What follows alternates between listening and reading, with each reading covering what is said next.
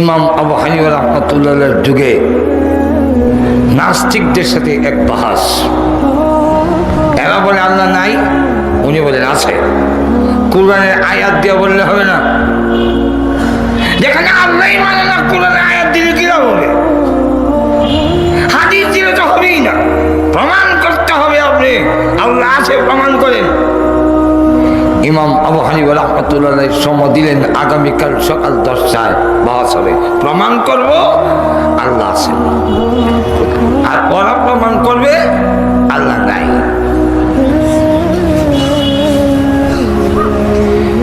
Time 10টায়, 11টা বাজে ইমাম আবু হানিফার খবর নাই, 12টা বাজে খবর নাই,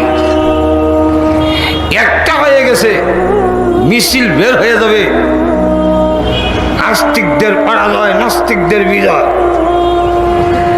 মিছিল বের হয়ে যাওয়ার মুহূর্তে ইমাম আবু হানিফা হাজির।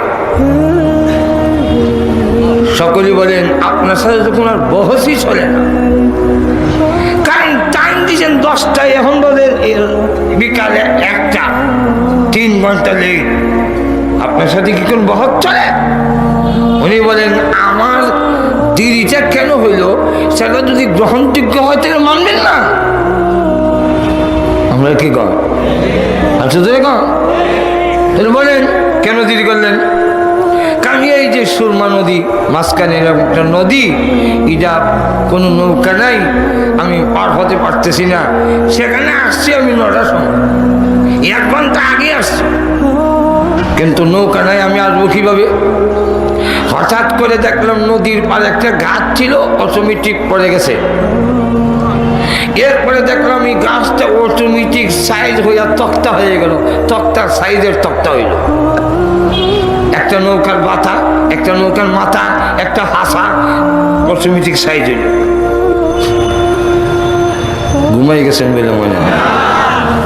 এরপরে দেখলাম কোনো মেস্তুল লাগলো না, অটোমেটিক এই তক্তাগুলো একত্রিত হয়ে সুন্দর একটি নৌকা হয়ে গেল। এরপরে মাঝি ছাড়া, কান্দারি ছাড়া, চালক ছাড়া এই নৌকা আবার অটোমেটিক আমার কাছে চলে আসলো। আমি উঠে বসলাম, আবার মাঝি ছাড়া, কান্দারি ছাড়া নৌকা অটোমেটিক এবারে আমাকে লাগাই দিল। একটা গাছ সাইজের তক্তা হয়ে নৌকা হইতে এবং এইভাবে আমাকে পার করতে 3 ঘন্টা একটু লেট হবে না? একটু নৌকা হইতে গেলে একটু সময় লাগে না? এই নাস্তিকরা হয় গাঞ্জা খাওয়ার অভ্যাস আছে কেন? গাঁজাগুজি কথা শুরু করছে। গাছ কি নিজে নিজে ভাবে কাটতে হবে? গাছ কি নিজে নিজে সাইজের তক্তা কইলে গাছ কি তক্তাগুলোকে নিজে নিজে অটোমেটিক নৌকা হয়?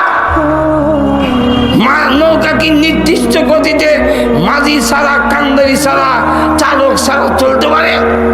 হয়তো বাতাসের বাইরে, ঢেউলের বাইরে, স্রোতের বাইরে যেতে পারে, কিন্তু নির্দিষ্ট গতিতে যেতে পারে না। সুতরাং আপনার গাঁজাখুরি কথা মানা যায় না। ইমাম আবু হানিফা বলেন তাই যদি হয় তাহলে একটা গাছ যেমন করাতি ছাড়া এবং এটাকে করাত দিয়ে চিরন ছাড়া, সমিলে সাইজকরণ ছাড়া একটা গাছ যেমন নিজে নিজে আপনি তক্তা হয় না, যেমনিভাবে একজন মেস্তুর ছাড়া নৌকা নিজে নিজে হয় না, কান্দারি ছাড়া, চালক ছাড়া যেমন একটি নৌকা নির্দিষ্ট গতিতে চলে না, এই বিশ্ব ব্রহ্মাণ্ড আমরা আপনি এমনি হয় নাই। এর একজন বানানেওয়ালা, এর একজন মেস্তুর আছে। পৃথিবী এমনি চলে না, এর একজন চালক অবশ্যই আছে।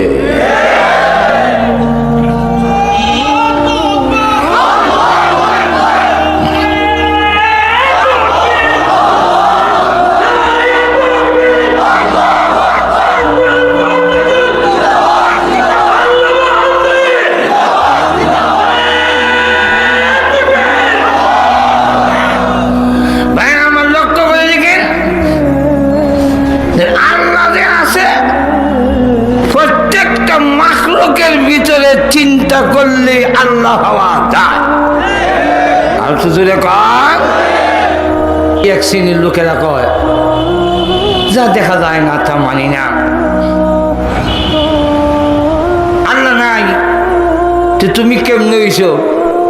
খবর তুমি ঠিক, পৃথিবী কেমনে হইল? হয় তুমি ঠিক, আল্লাহ নাই কিন্তু তুমি কেন বললা দেখা যায় না? আল্লাহ দেখা যায় না, এই কারণে যদি আল্লাহ নাই তাহলে তো তুইও বাউ সারা হইছ। হাজার এখন ঠিক না। কলেজের প্রিন্সিপাল প্রফেসরদের ডেকে এনে বললো তুমি নাকি বলো আল্লাহ নাই? বলে জি। কেন? দেখা যায় না। দেখা যায় না এই জন্য মানা যায় না? বলে না। তো আমাদের কলেজের যে ড্রেন পরিষ্কার করে সুইপার সে বলে তোমার বাপ? কাপড় সুইপার আগে এখন প্রিন্সিপাল দিকে মুখে যাবে তা করবেন নাকি? ভাই এত রাগ হয়েছে কেন? আমি তো জানি না তোমার বাবা কেন, আমি সুইপারের কথা বললাম। কে তোমার বাবা? আমার বাবা নসরুদ্দিন। আচ্ছা নসরুদ্দিন যে তোমার জন্ম দিয়েছে তুমি কি দেখছিলা? তখন তুমি উপস্থিত ছিলা? না। তুই নসরুদ্দিন যে তোমার বাপ তুমি কি করে বললা? আমার মা কইছে। তো তোমার মা একজন মহিলা আর একজন মহিলার সাক্ষী করে গ্রহণযোগ্য হয় না। একজন মহিলার সাক্ষীর উপরে কোনো একটি বিষয়ে চূড়ান্ত সিদ্ধান্ত দেওয়া যায় না। এরপরও একজন মহিলা সত্য মিথ্যা বলার সম্ভাবনা আছে। এরপরে মার কথাই যদি না দেখে এক লোককে বাবা মেনে নিতে পারো, লক্ষ লক্ষ পয়গম্বরদের কথায় আল্লাহ না দেখে মানতে পারো না। আর তো জোরে বলে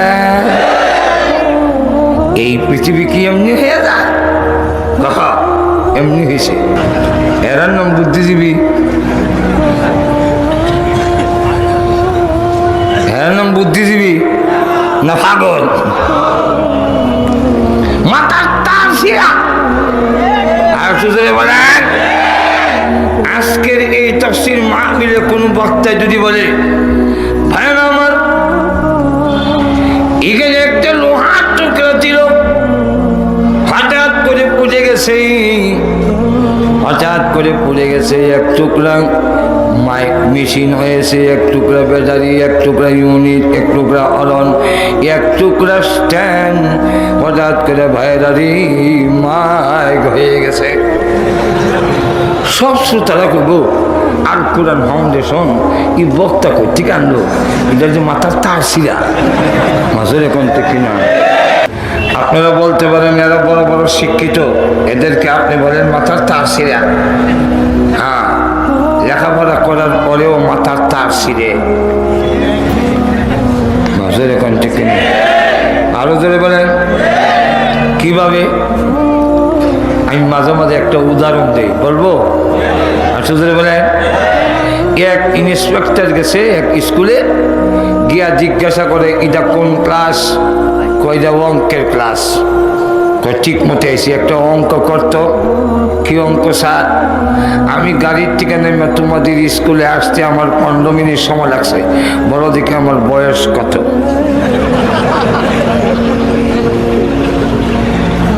সব ছেলেরা কলম রেখে বসে গেছে।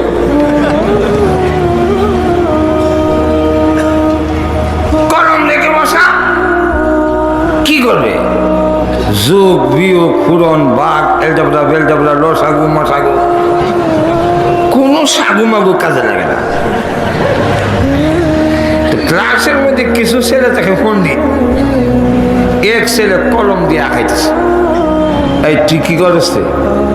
স্যার আপনার বয়সটা বাইর করতেছে। কতক্ষণ পরে জিগাইল আমার বয়স বাইর করছো? জি। কত হয়েছে? 60। আর আসলো 60। আন্তাজি লেগে গেছে।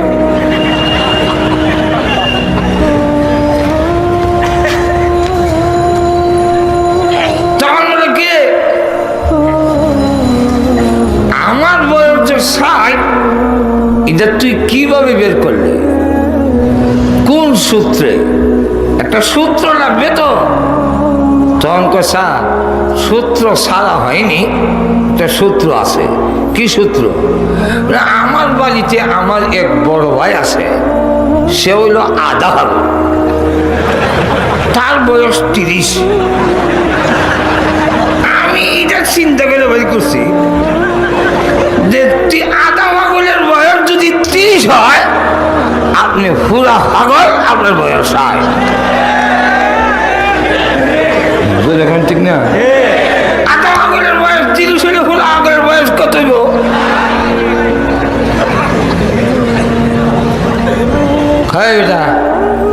আমি একটা শিক্ষিত অফিসার, তুই আমাদের কস আমি পুরা পাগল? স্যার, আপনি শিক্ষিত ঠিকই, লেখাপড়া ঠিকই করছেন, কিন্তু আপনার মাথার তার ছিঁড়া। ঠিক কিনা? আপনার মাথার তার ছিঁড়ে গেছে। ঠিক তেমনি ভাবে যারা আল্লাহকে খুঁজে বের করতে পারে না, তারা বুদ্ধিজীবী হতে পারে, বুদ্ধিমান হতে পারে না। যারা আল্লাহ মানে না, তার মালিককে বিশ্বাস করে না, বলে দেয়ার গড ইজ নট গড বলতে কিচ্ছু মানে না যারা, এদেরকে আপনারা বলতে পারেন বুদ্ধিজীবী। আল্লাহ বলেন ইদার কুত্তার চাইতে আর খারাপ। ডক্টর না, এটা ডগের চাইতে নিছে। ডগের চাইতে নিছে কিভাবে? একটা ডগ, কুত্তা তার মালিক ছিল, সে তার মালিক ছিলেন। আপনি এখন বাড়িতে যাবেন, অন্ধকারের মধ্যেও কুত্তা আপনাকে দেখে চিনে ফেলবে, মালিক এসে আপনার কাছে এসে মাথা নত করে পিছনের দিকে লক্ষ্য করে দেখবেন লেজটা আসতে নাড়ায়।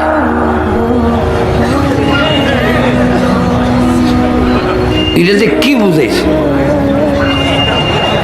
এরা তো বলতেছে আমার মালিক এসে আগমন, স্বাগতম, শুভেচ্ছা, স্বাগতম, ওয়েলকাম ওয়েলকাম। অভ্যর্থনা জানায়। প্রচন্ড শীত এবং কুয়াশা হলে আপনি যদি মাফলার দিয়ে ভালো করে নাক মুখ বাইন্দা কাপড় দিয়ে ঘুরে ঢুকেন, কুকুর দূর থেকে কয় এক তো অন্ধকার, 2 নম্বর কুয়াশা, 3 নম্বর হলো কাপড় ছোপড় দিয়ে যেইভাবে ফেসাইছে, তো চিনা যায় না এটা কি মালিক না সুখ। তখন বোঝার জন্য একটা আওয়াজ দেয়,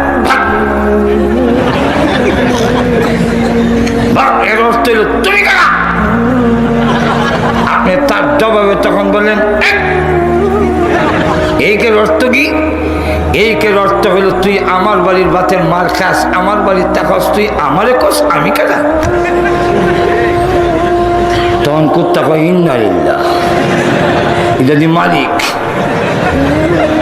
এমনি দেখবেন কাছে এসা এবার মাথাটা আপনার কাছে নত করে পিছনের দিকে লক্ষ্য করে দেখবেন, আমি দেখে ধরে বলতেছি, ল্যাসটা খুব স্পিডে নাড়ায়, আগের মতো না, এখন খুব স্পিডে।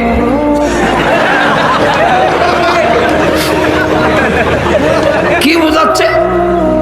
কুকুর বোঝাইতেছে অন্ধকার, কুয়াশা, আপনি কাপড় দিয়ে যেইভাবে নাক মুখ পেঁচাইছেন, আমি তো চিনতে পারছি না। এই চিনতে না পারে আপনাকে যে আমি বলছি তুমি কেডা, এটা অত্যন্ত নিমক খারাপ হয়েছে। তাই এখন নেজ নাড়াইয়া যে মালিক, যার বাড়ির থাকি, তাকে তুমি কে, এই কথা বলা সাংঘাতিক বড় বিয়াদবি। তাই নেজটা নাড়াইয়া এখন তার ইংলিশ ভাষায় সে কইতাছে I am sorry, I am sorry. মাজুর এখন ঠিক কিনা? আরো জোরে বলে। একটা কুকুর তার মালিক চিনে, যে মানুষটা তার মালিক চিনে না, এটা কুকুরের চাইতে আরো নিকৃষ্ট। লক্ষ্য করে দেখেন, একদল বলে আল্লাহ নাই, অথচ জিনিসেরই একজন বানানেওয়ালা থাকে। এই মাইকটা একজনে বানাইছে, এমনি হয় নাই। টেবিলটা একজন বানাইছে, এমনি হয় নাই। মোবাইলটা একজন বানাইছেন, এমনি হয় নাই। আমাদেরকে একজন বানাইছেন, আমরা এমনি হই নাই। আর তো জোরে বলেন। প্রত্যেকটা জিনিসের ভিতরে বানানেওয়ালা লুকায়। এই টেবিলটার ভিতরে মেস্তুর আসেনি, মাথা নাড়ে নাই। টেবিলটা যদি সুন্দর হয়, আপনার মাথায় কি এই কথা আসে না যে মেস্তুরটা বড় ভালো?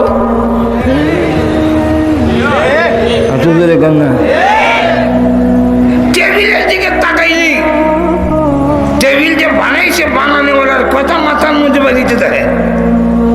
মাইকের দিকে তাকাইলে মাইকের বানানেওয়ালার কথা জেহেনের মধ্যে আসে।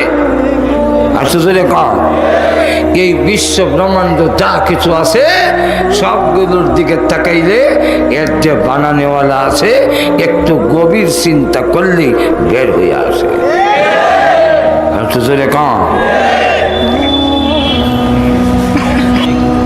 নাস্তিকরা আস্তে আস্তে বেড়ে যাচ্ছে। না, আমাদের নীরবতায় নাস্তিকরা আস্তে আস্তে গড়তে উঠতেছে। কিন্তু মুমিন যদি শক্তিশালী হয়, ঐক্যবদ্ধ হয়, হুঙ্কার দিয়ে উঠে, নাস্তিকা এমনি দেশ ছেড়ে পালাবে।